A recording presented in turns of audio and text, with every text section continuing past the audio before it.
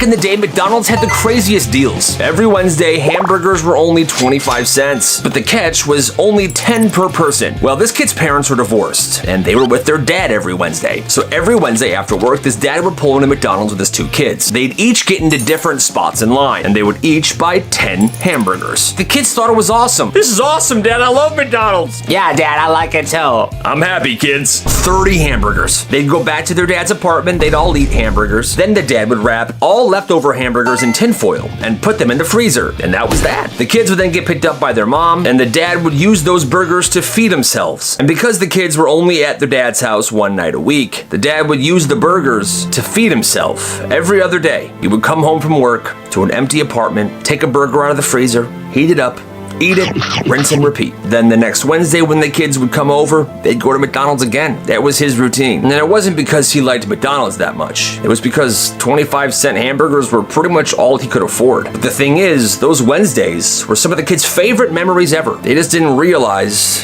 their dad was eating them every single day because he was broke. This kid got invited to his friend's house for the first time. As soon as they finished lunch, his friend yelled, "Hey mom, we're going outside." And then the mom walked over carrying 2 black ankle straps with a lock on them and a box attached to each. She buckled one around her son's ankle and then the other one around the visiting kid's ankle. The kid immediately asked, what's this? And the mom just pointed towards the backyard.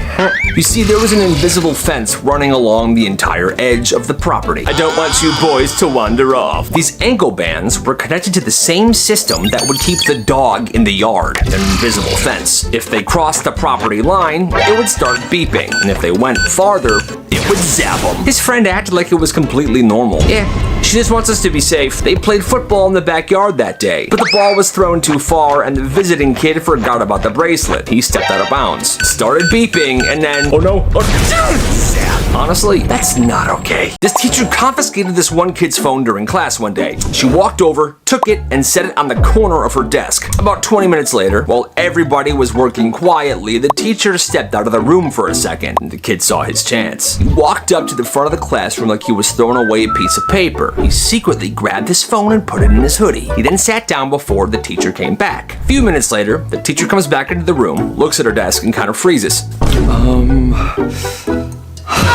She's checking her desk, looking around, lifting up papers, opens every single drawer. Finally, she looks up and says, "Okay, has anybody seen Kyle's phone that I took? It was right here." Oh no, the whole class started looking, even the kid. What?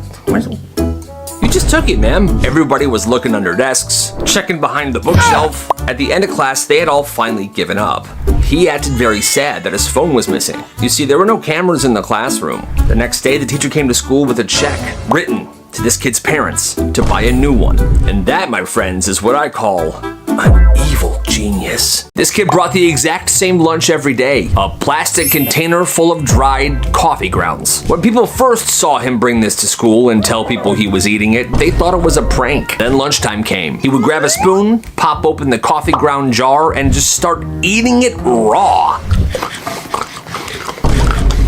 Dude, why are you eating coffee? My grandpa's been doing it his whole life. It keeps me awake and alert. I'm surprised you don't eat coffee. The teachers noticed he was doing this every day, so they called his parents. His dad was like, "Oh, he's not supposed to be eating it. I'm not sure where he learned that from." Turns out his grandpa lived with him and his parents and would let him smell coffee grounds every single morning. And somewhere along the way, the kid got confused because when his grandpa said, "They smell better without water, right?" the kid assumed that it was better to eat them raw. What a weirdo. This kid carried 2 lunchboxes to school every single day. One was a normal insulated lunchbox. It had his food in it. The other was a very old, dirty, dented metal lunchbox. He never opened it and he never let anybody touch it. His friends always asked him, "What's inside that lunchbox, bro?" He would just smile and say, "Don't worry about it." By middle school, people just started making fun of him for it. "Weirdo's got 2 lunchboxes and that one's a nasty one. Yeah, he's probably got boogers in there." Well, he didn't let this bother him. He went through all the middle school, and on the last day of 8th grade, his friend asks him, "Bro, seriously, what's in there?" He opened it. Inside was tons of notes. Hundreds. Every single lunch note his mom had packed for him since he was in kindergarten. Good luck on your spelling test. Love you, son. Happy birthday. Can't wait to hear about your test. He never threw them away, and that old metal lunchbox was the very first lunchbox his mom ever bought him. When it got too beat up and rusty to carry food, he just bought another one. But he still carried the metal one around with him. He said that those memories, those notes, were way too valuable to throw away or leave behind. And every day he would read them, and it gave him a little bit of a pick-me-up. That, my friends, is beautiful. This kid started the dumbest rumor at school. He told one of his friends, "Hey, did you know the cafeteria has a secret menu?" His friend was like, like what?" And without even thinking, the kid says, "Grilled mac and cheese sandwiches." Now, that's not true. The cafeteria does not have a secret menu, and they definitely don't make grilled mac and cheese sandwiches. But the next day, the kid he told went to the lunch line, walked up there and said, "Hey, can I get the grilled mac?" "A what?" She was like, "No, we don't make that." But the rumor kept spreading. By Friday, like 20 kids asked for it. The lunch ladies kept saying, "We don't have that." But this kid, he kind of upped the rumors a bit by saying, "Oh no, you have to ask the right lunch lady for it." Or, "Only 8th graders know how to say it." It got so ridiculous, the principal was like, "Yo, what is going on?" This went on for a while, until one day, the cafeteria was serving mac and cheese, and they had bread and butter. So one of the lunch ladies in the kitchen was like, "You know what? Fine, let's make some grilled mac and cheese."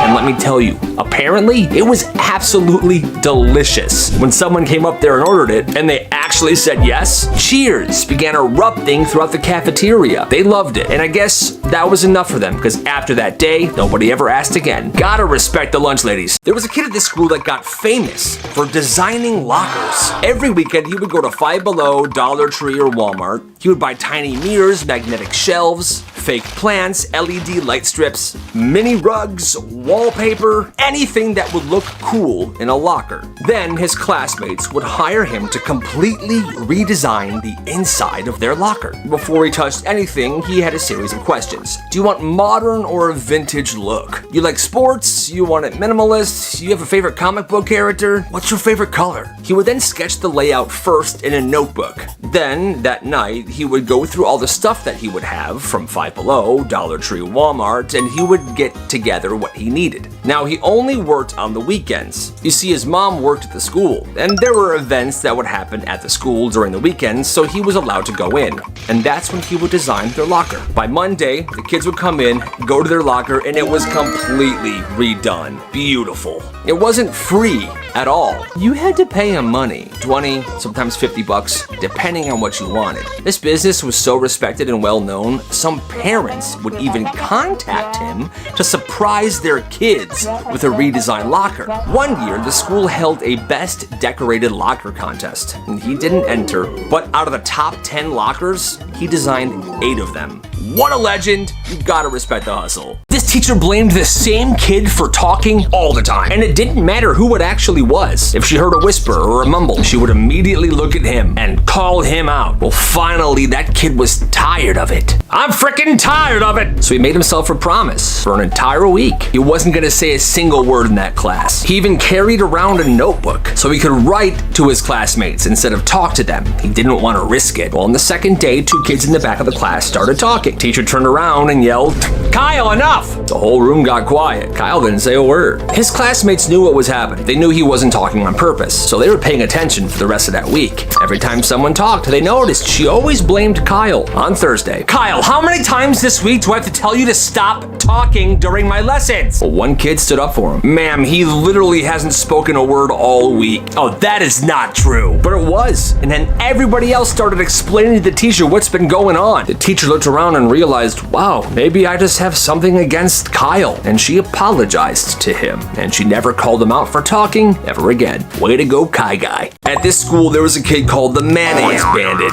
Every couple of days, somebody would grab a railing on the stairs or their locker, and their hands would be covered in this slimy goo. It was mayonnaise. Mayonnaise! It was believed to be a one-time prank the first time it happened, but then it happened again and again and again. People were just avoiding the railings. The janitors would clean them every afternoon, but the mayo always came back, and they began checking the cameras. The person that did this was wearing all black. They couldn't see his face, and he would do it at the strangest times, usually very early in the morning. They never knew how he even got into school that early. Months later, they finally caught this kid. And it wasn't because of the cameras or any tips that students gave in. It was because a teacher noticed one of her students unzip his backpack to grab his notebook, and inside, they saw a giant jar of mayonnaise. He was caught mayonnaise-handed, and he was suspended. Gotta respect the bandit. This kid was hanging out with his friend, playing video games, eating pizza, watching a movie. Yo, this night is so fun. Then his friend's mom walks into the living room. She's carrying snacks. Right as she sets the bowl on the coffee table, she lets out an absolute monster fart. This kid immediately bites his lip, because in his house, the entire family would be laughing, because farts are funny. Nobody reacted. She let out a monster fart, and nobody did anything. His friend was messing with the TV. Dad was just sitting there. Not to mention the smell. The smell was so weird. He starts laughing because he can't help it, and everyone looks at him like he's crazy. What? What's up? Something happened? Hey, what's so funny? This is supposed to be a drama. Oh, nothing. He asks his friend about it later, and his friend was just like, I don't know, I guess we just don't think farts are funny. But even if it's like a super big weird one like your mom did, I guess, to him, he said that was so strange. What do you think?